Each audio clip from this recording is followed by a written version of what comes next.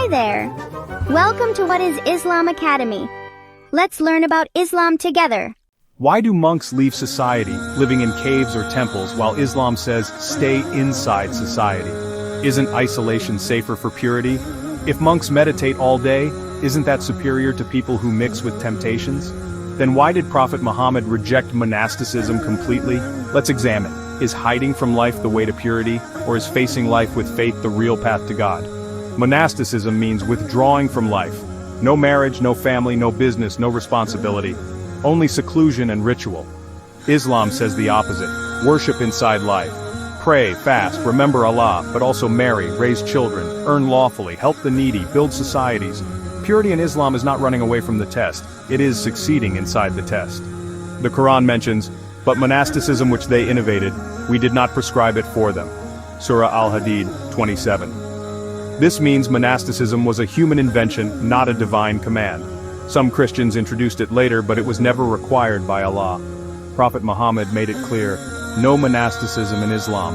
Abu Dawud. Clear, final, universal. Islam teaches balance, not escape. The modern world is loud, and the appeal of escaping it all is strong. Finding a quiet cave to focus solely on God seems like the purest path. But what if everyone did this? If all righteous people retreated, who would grow our food? Who would raise our children? Who would heal the sick or build our communities? The foundation of society would crumble. A spiritual path that, if universalized, leads to collective ruin cannot be the divine ideal. It's a paradox. The retreat to save the soul would lead to the destruction of the body of humanity. This is precisely why Islam rejects monasticism, or Rabbaniya. The Quran clarifies it was an innovation they invented for themselves, not something Allah prescribed.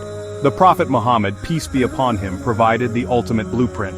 When companions considered extreme asceticism, he gently corrected them. He, the most pious of all, lived a balanced life. He fasted but also ate, he prayed but also slept, and he was a devoted husband and father.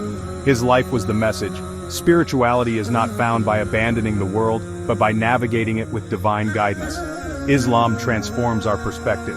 It doesn't see worldly duties as a distraction from worship, it sees them as an expression of it.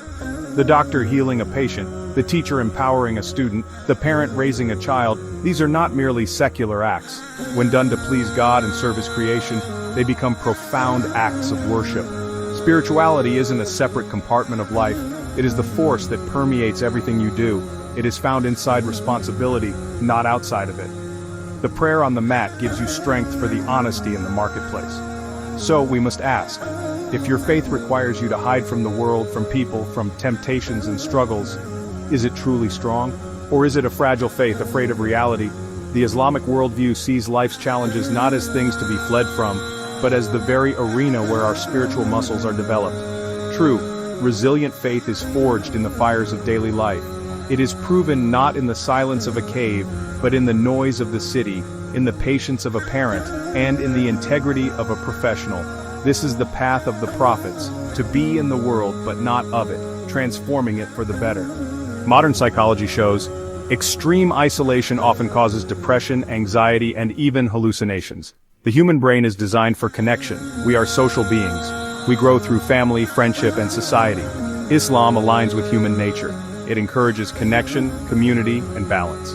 Be spiritual, but also productive. Be pure, but also connected.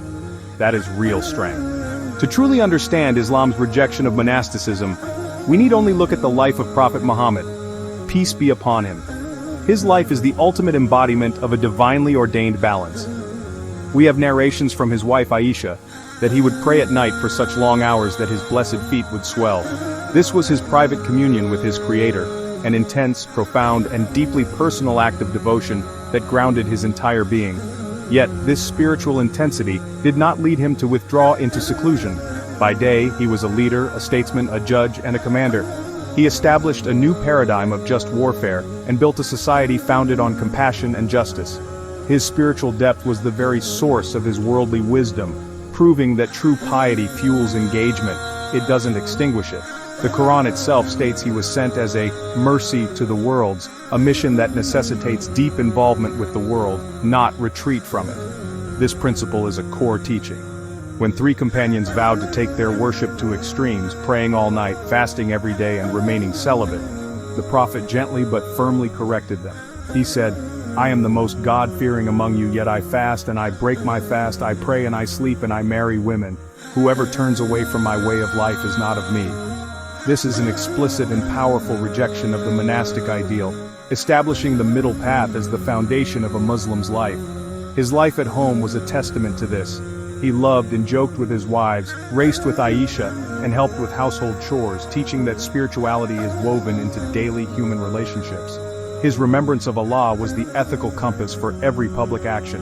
He signed treaties, managed trade with fairness, and tirelessly organized efforts to feed the poor.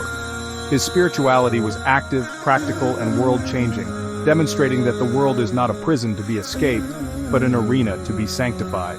He was not a man hiding from the complexities of life. He was guiding humanity.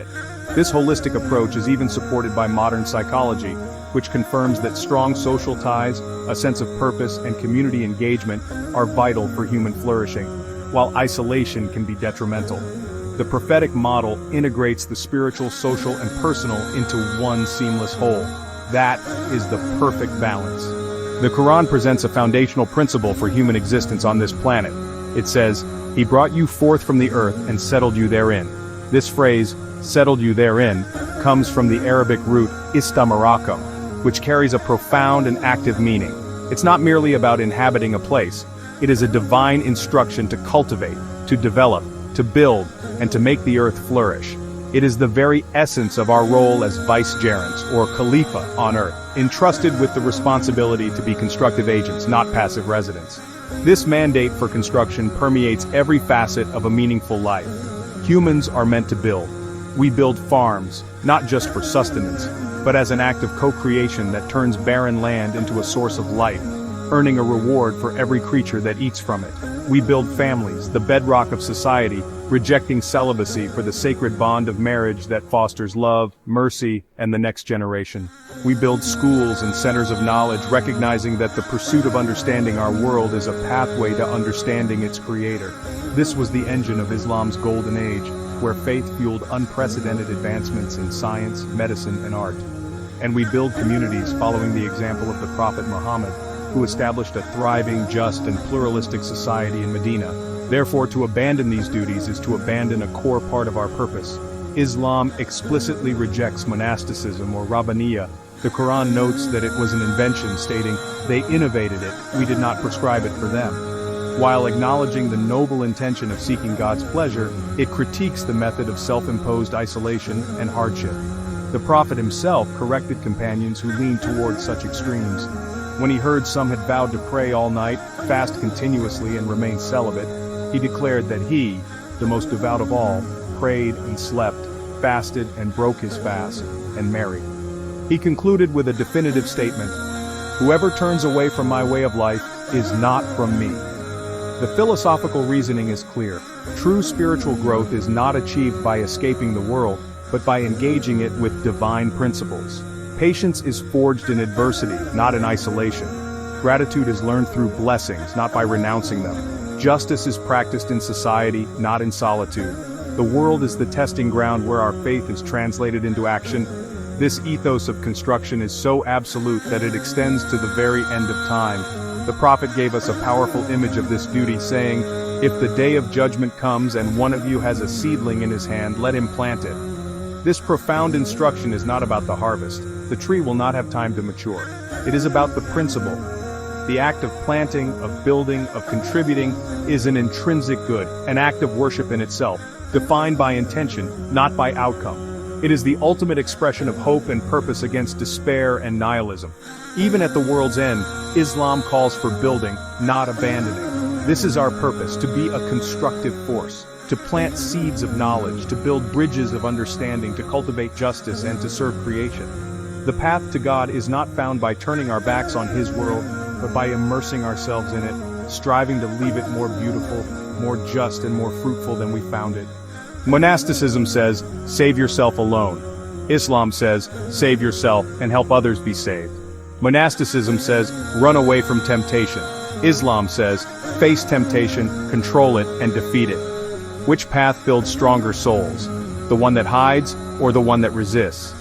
Islam rejects monasticism because humans were created to live, to love, to strive, and to help. It is not purity to run from life, it is purity to live within life, and still obey your Creator. That's why Islam calls monasticism a man-made dead end, and instead gives you the straight path of balance, justice, and strength.